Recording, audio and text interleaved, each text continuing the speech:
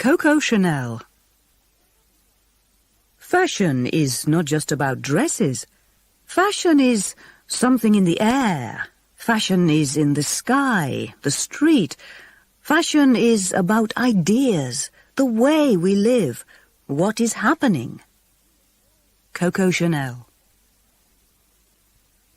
At the start of the 20th century, the idea of women in business seemed crazy.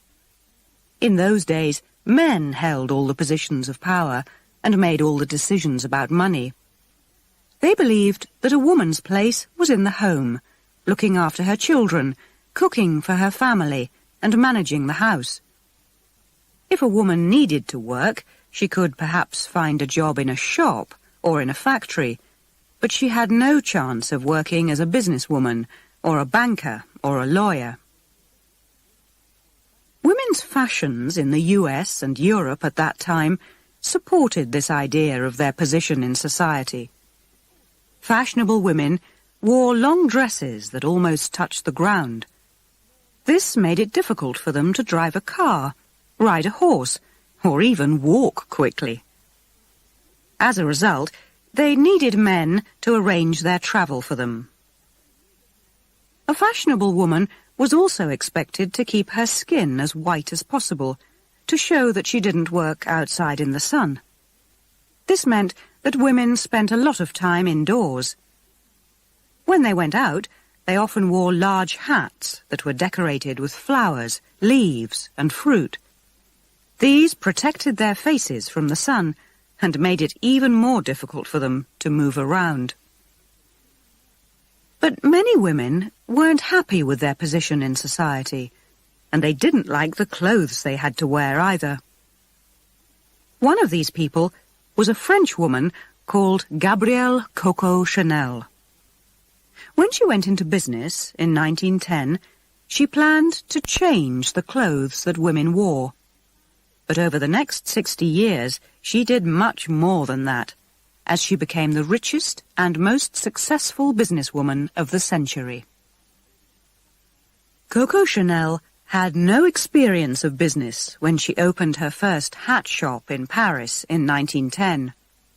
She was only 27 years old, and she came from an ordinary family. When she left school, she worked for a dressmaker for a short time. Later, she tried to become a singer in a nightclub, where she was given the name Coco. Coco was an attractive young woman. She always dressed well, and she was good at making friends. Although she didn't have any money, she mixed with fashionable, successful people, and her boyfriends were often rich young army officers. One of these was a handsome young Englishman with a big black moustache called Boy Capel. When Coco asked him to lend her some money so she could open a shop, he was surprised. He had never heard of a woman in business before, but he liked the idea. "A woman in business?" he said. "That sounds fun. How much do you want?" Coco asked for enough money to open a shop in one of the best streets in Paris. "No problem," replied Boy Capel. He was so rich that he didn't care if he never got his money back. Many of Coco's customers in her first shop were her rich young women friends. They loved the simple but beautiful hats that Coco made for them.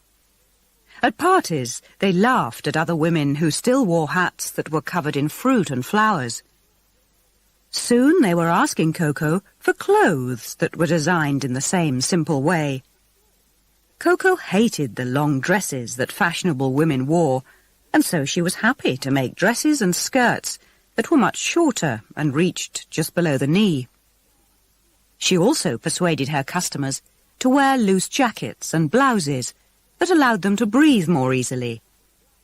Again, the rich, fashionable young women of Paris loved Coco's new ideas, and her shop started to do well. In 1913, Coco asked Boy Capel for more money because she wanted to open a second shop, this time in the French seaside town of Deauville. In summer, the streets of Deauville were full of fashionable people from all over Europe, Russian princesses mixed with English ladies and the daughters of German businessmen, and they were all looking for clothes in the latest style. After her success in Paris, Coco was sure she could offer all of them something special. She was right.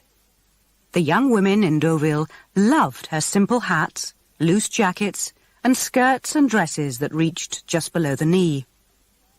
Coco made plenty of money in her first year in Deauville, and in her second summer she expected to do even better. But then, for everyone in Europe, everything went wrong. In June 1914, in Sarajevo, Bosnia, a young student called Gavrilo Princip shot and killed Archduke Franz Ferdinand, an important person in the Austrian royal family. 2 months later, almost all the nations of Europe were fighting one of the worst wars in history. In August of that year, the German army marched through Belgium and into the north of France. The French army was not prepared for this, and soldiers rushed to defend their country. The British army quickly came to help, but the situation looked very dangerous. Many rich French families rushed from the north of France to the expensive hotels of Deauville to get away from the fighting. Some people were frightened, but most were in a good mood. "Don't worry," they told each other. "The war will be finished by Christmas." But after a few weeks, it was clear that they were wrong. More and more men left Deauville to go and fight in the French army. Soon the expensive hotels were changed into hospitals, full of soldiers who had been hurt in the fighting. The rich French women of Deauville saw that it was their duty to help the French army, and many of them took jobs as nurses in the hospitals or did other kinds of war work. But after a few days, they realized that it was impossible to work in their long dresses. They looked around for different things to wear. "Where can we find clothes that are stylish, but will also allow us to work?" they asked each other. They found the answer in Coco Chanel's new shop. Her simple hats, loose jackets, and straight skirts were just what these women needed. They were stylish, but they also allowed women to move around quickly. Coco was soon selling clothes as fast as she could make them. A year later, in the summer of 1915, Coco had worked so hard for so long that she was ready for a holiday. So Boy Capel took a break from his job with the British Army, and together they went to Biarritz in the south of France. The mood in this seaside town was very different to the mood in Deauville. In Deauville, everyone spent all their time worrying about the war. In Biarritz, people just wanted to have a good time and to forget about it. The town was full of young army officers who were spending a few days away from the fighting with their wives and girlfriends. There was dancing in the big hotels every night. The shops and restaurants were always busy. But the war meant that it was hard for women in Biarritz to find the sort of fashionable clothes that they wanted.